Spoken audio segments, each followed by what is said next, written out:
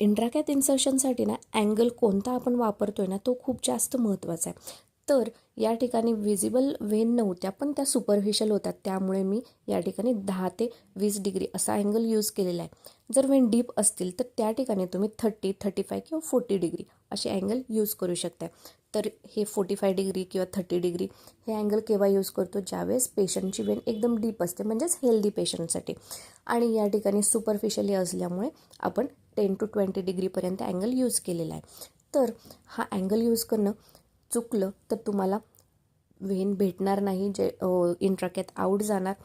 तर या ठिकाणी हे जे अँगल आहे ते खूप जास्त महत्त्वाचं आहे. आणि ज्यावेळेस तुम्ही खूप जास्त प्रॅक्टिस करणार त्यावेळेस तुम्ही एक्सपर्ट होणार, हे विसरू नका. तर इंट्राकॅथ लावून झाल्यानंतर ते सिक्युअर करणं देखील तितकंच महत्त्वाचं आहे.